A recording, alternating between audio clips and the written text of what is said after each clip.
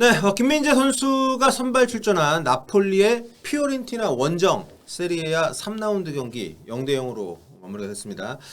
자, 김종용 기자가 저희 볼리TV에서는 또 이탈리아 리그 담당 김민재 선수 담당인데 오늘 경기 간단히 총평을 하면 어떻습니까? 역시나 나폴리가 처음으로 좀 센 팀을 만난다. 네. 중견 강호를 만난다. 그래서 기대를 모은 경기였는데 역시나 피오렌티나는 만만치 않은 상대였고 이런 팀을 상대할 때 나폴리가 잘 뚫지 못하는 지난 시즌과 마찬가지 현상이 나오고 말았다. 그래도 김민재가 괜찮은 수비로 무실점 수비에 기여한 점은 고무적이다.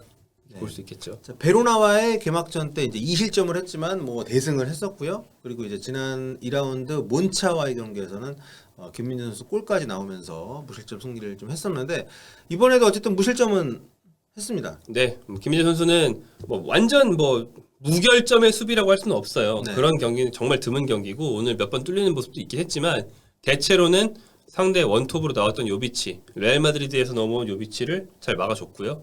그다음에 빌드업 측면에서도 유효한 패스들이 많이 보였고 딱 기억나는 게 전반전 막판에 그 오프사이드로 부산된 아까운 득점 기회에서도 네. 왼발로 이제 찌거찬 패스로 기점 패스를 해주면서 그렇죠. 빌드업과 수비 양면에서 오늘도 좋은 활약 많이 해줬습니다. 네, 오시멘 선수가 골을 넣었는데 일단 그게 취소가 됐고요. 자, 일단 그 AI 평점에서도 7.2점으로 그 필드 플레이 가운데서는 양 팀 통틀어서 최고점을 통틀어서 이 피오렌티나의 소틸 선수가 7.3점 받았고 네. 그 제외하면은 가장 높은 점수를 이제 받았습니다. 자, 김민재 선수의 이날 세부 기록을 보면 이제 패스 성공률은 총 42개 패스 가운데 33개 성공률 79%고요. 수비에서 치고는 그렇게 높은 거라고 볼 수는 없는. 네, 오늘 양 팀 모두 패스 성공률이 그렇게 높은 편이 아니었고, 네. 그러니까 원래 두 팀 다 되게 높은 팀들인데 오늘은 서로 압박을 좀 세게 했다 이렇게 보시는 게 맞는 것 같아요. 네, 볼터치 58번 그리고 파이널 서드 지역으로 보낸 패스가 4번 있었고요. 롱볼 성공률은 뭐 나쁘지 않고요. 헤딩으로 걷어낸 클리어런스가 4번, 인터셉트 3번, 리커버리 4번. 굉장히 좀 준수한, 수비적으로는 준수한. 그리고 무엇보다 중요한 것은 공중전. 공중전 경합에서 6번 싸워가지고 모두 이겼습니다. 네, 상대 요비치가 이렇게 장신이고 헤딩이 장점인 선수는 아니지만 그래도 팀 내에서는 좀 몸으로 버티는 거를 가끔 맡을 때가 있는 선수거든요. 네. 근데 요비치와 공중에서 경합을 할 때 김민재가 100%다 이겼다. 그런 모습 볼 수 있었고, 그러니까 앞선 경기들에 비해서는 김민재가 확실히 비교적 고전한 경기였어요. 예, 피오렌티나는 충분히 강한 상대였고 그런 경기에서도 결과적으로는 이제 무실점을 해낸 나폴리 수비를 볼 수 있었죠. 네. 자, 어쨌든 김민재 선수가 이 팀에서는 붙박이 주전이고 이날도 보면 5장의 교체 카드를 모두 앞쪽에만 썼습니다. 네. 공격수, 그러니까 3톱 그리고 2선에 있는 공격 자원하고 또 이제 중앙 미드필더에 은돈벨레 선수가 네. 교체 투입이 돼서 은돈벨레는 변한 게 없더라고요. 네. 아니 팀을 옮기면 되게 의욕적으로 해줘야 되는 거 네. 아닐까. 특히 첫 경기에서는. 근데 첫 경기인데 좀 의욕적이라고 할 수 있는 모습이 전혀 나오지 않았다는 게 좀 네. 앞으로 이 선수의 나폴리 생활이 그렇게 밝아 보이지 않는 그런 요인이었습니다. 네. 그러니까 계속 그 본인을 최고의 몸값을 주고 영입한 팀이 자기를 안 쓰고 계속 임대를 돌리고 있는데도 딱히 이렇게 변화된 모습을 안 보여주고 있다는 것은 좀 개인적으로 안타까운 부분인데. 잘했던 적이 있는 선수고 네. 그 잘했던 적의 모습은 이 선수가 굉장히 기민했을 때 모습이거든요. 근데 이 기민한 모습이 피오렌티나 상대로 전혀 없었고 기술을 한번 발휘한 뒤에는 꼭 약속인 한 것처럼 템포가 떨어지다가 네. 또 뺏기고 그런 모습도 반복이 됐어요. 짧은 시간임에도 불구하고. 그렇습니다. 왜 이렇게 볼 자꾸 생각하는지 모르겠습니다. 그러니까 원래 좀 잡을 때도 터치도 잘하는 경기들을 보면 터치도 항상 좀 전진하는 터치를 그쵸. 해놓고 턴이 굉장히 좋은 선수잖아요. 시야를 원래. 앞쪽으로 계속 유지를 하면서 이렇게 좀 뿌려주든 본인이 달고 나가든 했었는데 오늘도 보면 되게 좀 약간 좀 보수적으로 볼을 처리를 하고 수비수에게 에워싸이면서 좀 그런 상황들 백패스도 좀 많이 있었고 네. 좀 아쉬운 부분이 있었기 때문에 자 어쨌든 손흥민 선수 동료였고 김민재 선수하고 뛰게 됐기 때문에 기대를 많이 하고 봤는데 굉장히 좀 실망스러웠다. 별다른 어떤 변수를 팀에 제공을 하지 못했다. 이렇게 생각이 좀 되고요.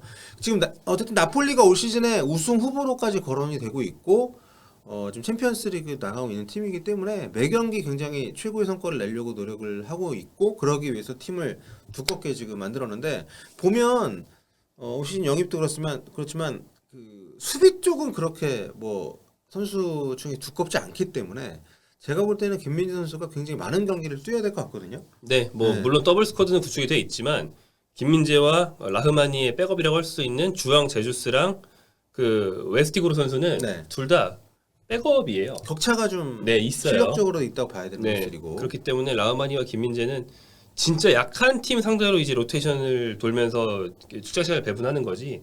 어지간한 강팀 상대로는 최대한 풀타임을 뛰지 않을까 생각이 됩니다. 네, 그래서 나폴리가 지금 일정이 9월 1일 목요일 새벽에 레체랑 홈경기가 있고요. 그리고 9월 4일 일요일 새벽에 라치오 원정이 있습니다. 점점 이건 뭐 어떤 라치오가 좋을 때든 나쁠 때든 굉장히 로마 원정은 힘들고 그리고 그 다음 주 목요일 새벽에 이제 드디어 챔피언스리그 첫 경기인데 리버풀하고 경기거든요. 그래서 일정 빡빡한 속에서 오늘 어떻게 보면 피오렌티나 원정을 뭐 이겼다면 좋겠지만 경기력도 이길 수 리드를 잡을 수 있는 기회들이 있었기 때문에 이 정도면 선방을 뭐 했다고 봐야 됩니까? 어떻게 보십니까? 이겼어야 되나요?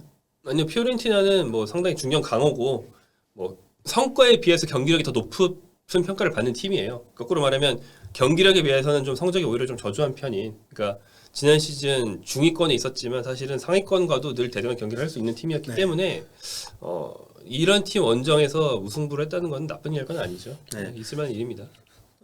김민 선수의 뭐 활약도 활약이지만 결국에는 어쨌든 골을 넣어줘야 팀이 승점을 쌓을 수가 있는데 지금 기존에 있었던 오시멘 선수도 오시멘 선수지만 올 시즌에 정말 앞선 두 경기에서 정말 어마어마한 활약을 펼쳤던 크바라 선수가 결국 막혔단 말이에요. 네, 네, 이거는 좀 더 강한 팀들을 만났을 때 계속 이런 모양이 나올 수 있지 않나라는 생각 갖기에 충분한 경기가 아니었나. 맞습니다. 나폴리가 흐비차 크브라첼리아가 이제 왼쪽 윙어로서 공격의 중심인데 피오렌티나의 오른쪽 풀백 이번에 새로 합류한 도도 선수가 잘 막았고요.